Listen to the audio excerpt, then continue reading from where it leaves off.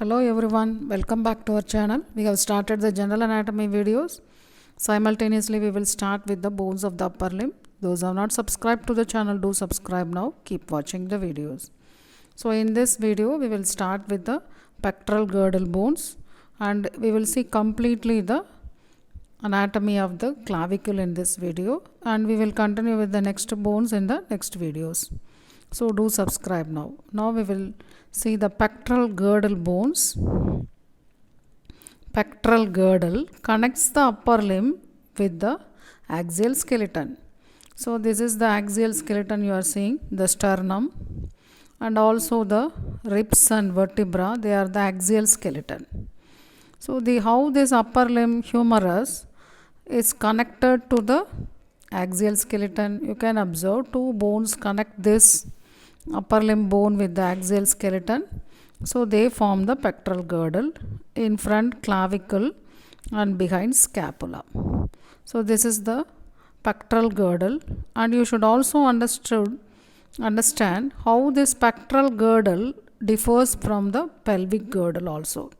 So that we will cover in one video. Now we will start with the clavicle or collarbone.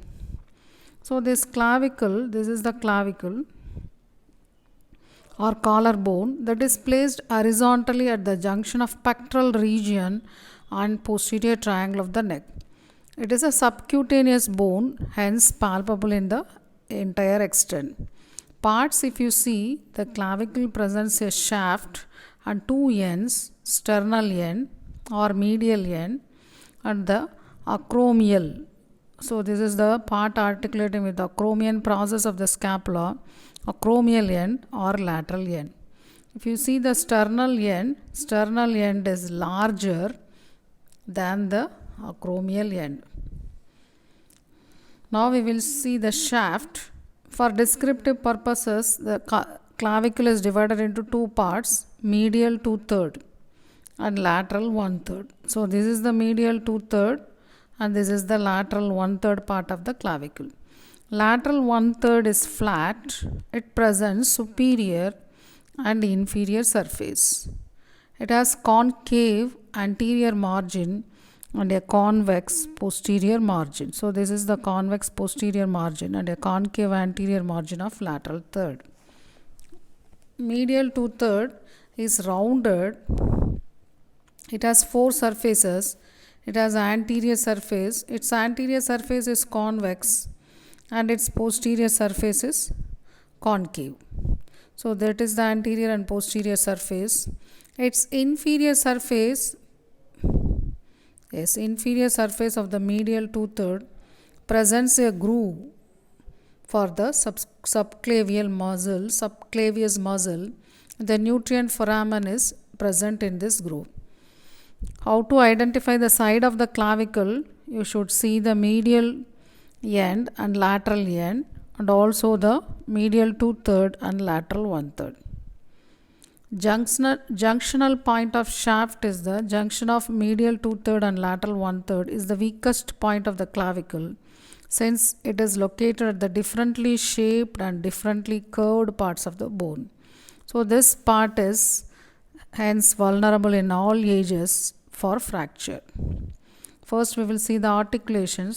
Sternal end articulates with the manubrium sterni at the sternoclavicular joint, and this lateral end articulates with the acromion of the scapula at the acromioclavicular joints. These two joints are called girdle joints, where movements of scapula take place.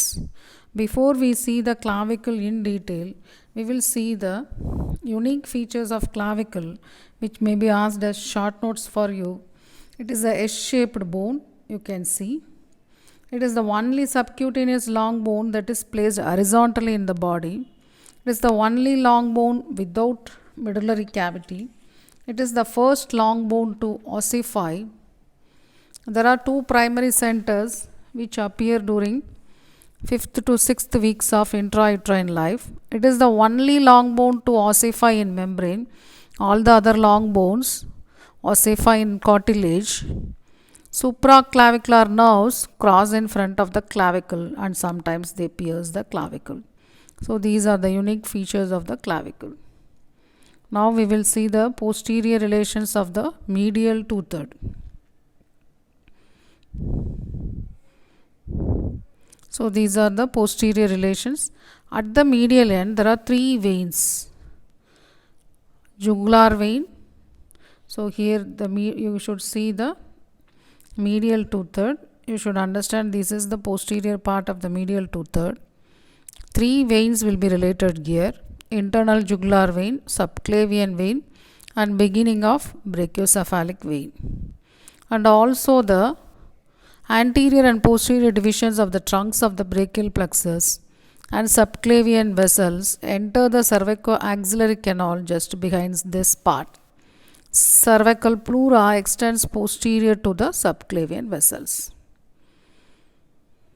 So what are the muscles attached to the medial two-third? We will see.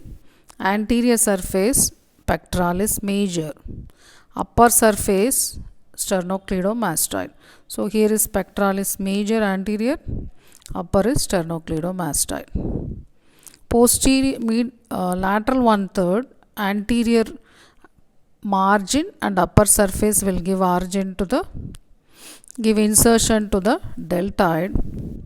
Posterior margin and upper surface will give origin to the trapezius muscle. And in the inferior surface of medial two-third we have seen subclavius muscle is taking origin. So now we will see the ligaments attached to the clavicle. The coracoclavicular ligament is consisting of conoid part and trapezoid parts.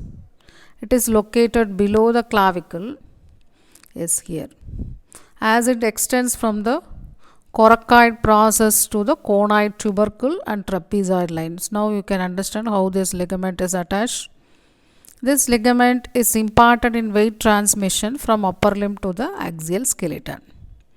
Costoclavicular ligament is attached to the rough impression on inferior surface of sternal end of clavicle. So this is the costoclavicular ligament between the rib and the sternal end. Interclavicular ligament sometimes passes between the medial ends of the two clavicle. So these are the details of the clavicle which we have seen in. So interclavicular ligament will connect the medial ends of the two clavicles via the suprasternal space. Growing end is the sternal end. An epiphysis appears in this end at the age of 18 to 20 years and unites with the shaft at 25 years. It is the last of all the epiphyses in the body to unite with the shaft. So it is very interesting. It is the first bone to start ossification, but it is the last long bone to complete ossification. So the blood supply of the clavicle arises from the clavicular branch of the acromiothoracic artery. If you see the applied anatomy of the clavicle is the most commonly fractured bone. When the clavicle fractures medial to the coracoclavicular ligament, the two fragments are displaced in the directions corresponding to the muscle pull. The medial fragment is shifted upward because of the attachment of the sternocleidomastoid muscle. So now we will see again the muscle. So this is the pectoralis major and this is the place where sternocleidomuscle is attached. Here is the deltoid and here is the trapezius and subclavius muscle is attached here. And this is the place of attachment of the conoid tubercle, conoid and trapezoid parts of the coracoclavicular ligament. So if this fragment is, if it is fractured, so this part is pulled upwards due to the pull of the sternocleidomastoid muscle, and this part, lateral end part, is pulled downwards due to the weight of the upper limb. The contraction of the pectoralis major muscle, so the pectoralis major pulls the lateral fragment medially. This results in overriding of the two fragments and shortening of the clavicle. So the treating of the fracture of clavicle by figure of 8 sling is still in practice. So we have seen in detail about the clavicle in this video, including the applied anatomy and also the special features of the clavicle, ossification of the clavicle, blood supply of the clavicle. So with the next bone in the upper limb, we will see in the next video. So those who have not subscribed to the channel, please do subscribe now and keep watching the videos.